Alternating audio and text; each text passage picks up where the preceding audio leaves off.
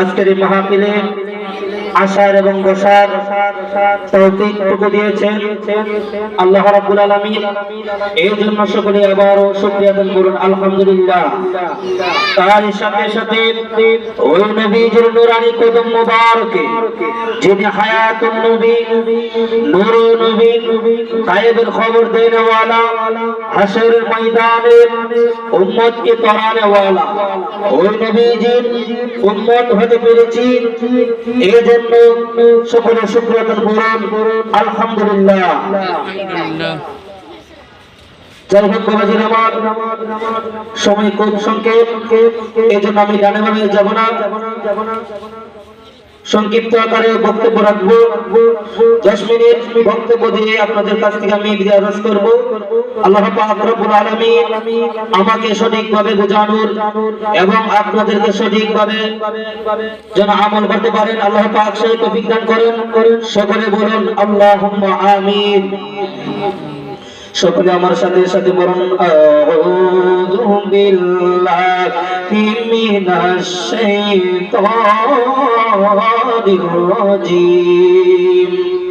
বিসমিল্লাহির রাহমানির রাহিম। কুল্লু মান আলাইহা ফান।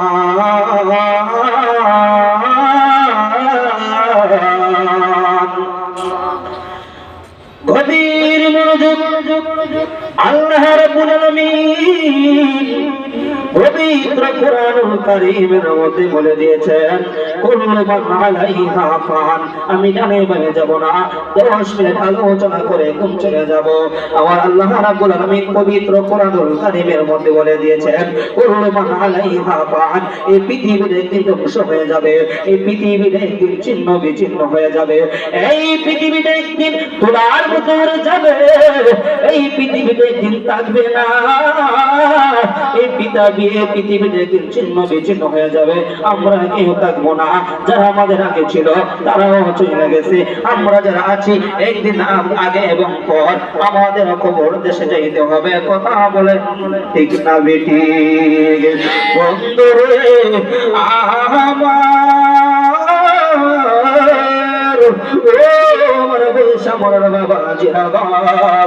আমার আল্লাহ রাব্বুল আলামিন বলে দিয়েছেন সবার একদিন ওই কবর দেশের মধ্যে যাইতে হবে। আপনারা জবান করে বলুন আমাদের আসল ঘরের নাম কি? বিল্ডিং না কবর? আমাদের আসল ঘরের নাম হচ্ছে কবর। এই জন্য দুনিয়া হলো কোন স্থায়ী, দুনিয়া হলো অস্থায়ী, কবর দেশটা হলো স্থায়ী। ওই কবর দেশের মধ্যে যাইতে হবে, ওই কবর দেশের মধ্যে একাকী থাকতে হবে। আপন ভাই যাবে না, আপন মা যাবে না, আপন বাবা যাবে না, আপন বোন যাবে না, আত্মীয় স্বজন, এত বন্ধু বান্ধব, এত কাছের মানুষ কেউ যাবে না। ওই কবরের মধ্যে একাই যাইতে হবে। ওই কবরে যাইতে যদি হয় কবরের সামানা জোগাড় করা দরকার আছে না নাই? আরো চিৎকার মেরে বলুন আছে না নাই? ওই কবরের মধ্যে আমাদের যাইতে হবে কি হবে না? একদিন আমার নবীকে আয়েশা সিদ্দিকা রাদিয়াল্লাহু তাআলা আনহা ডাক দিয়ে কই ইয়া রাসূলুল্লাহ, নবী গো, ও মায়ার নবীজি, ওই কবরের মধ্যে যারা যাবে সবার কি এমন অবস্থা হবে নাকি? সবার কি ভয়াবহ অবস্থা হবে নাকি? আমার নবী বলেন আয়েশা, সবার এমন অবস্থা হবে না। যারা দুনিয়াতে ভালো কাজ কইরা যাবে, যারা দুনিয়াতে ইবাদত করে যাবে, যারা হজ করবে, যারা যাকাত দিবে, যারা ভালো কাজ করবে, তাদের জন্য আমার আল্লাহ কবর দেশের মধ্যে জান্নাতের গালিচা বিছিয়ে দেবেন। চিৎকার মেরে কি বলা যাবে আল্লাহু আকবার? আমার নবীর একজন মেয়ে যখন মৃত্যুবরণ করলো, ওই মেয়েকে যে মাত্র আমার নবী কবরের মধ্যে শোয়া দিল, আমার নবী কবরের আযাব দেখার ক্ষমতা আছে না নাই? এই ক্ষমতা দিয়েছেন কে?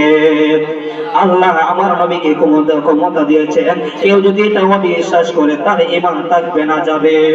যারা আমার নবীকে বিশ্বাস করবে না তারা হলো মুনাফিক, তাদের ঈমান থাকতে পারে না, তাদের নামাজ রোজা কিচ্ছু কবুল হবে না। সকল ঈমানের ঈমান হলো আমার নবী। চিৎকার মেরে বলুন ঠিক না বেটি? আমার নবীর ওই মেয়েকে যেই মাত্র কবরের মধ্যে শোয়া দিল,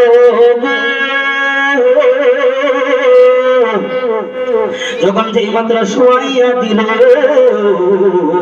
আমার নবীর চেহারাটা বলো মলিন মলিন হয়ে গেছে। আমার নবীর চেহারাটা বলো মলিন মলিন হয়ে গেছে। সাহাবী একরাম ডাক দিয়ে কই, ইয়া রাসূলুল্লাহ, নবী গো, ও মায়ার নবীজি, আপনার চেহারাটা দেখলাম একবার আলো আলো, আর একবার দেখা যায় আপনার চেহারাটা মলিন কেন গো নবী? যদি একটু বলতেন। আমার নবী ডাক দিয়ে কই, সাহাবী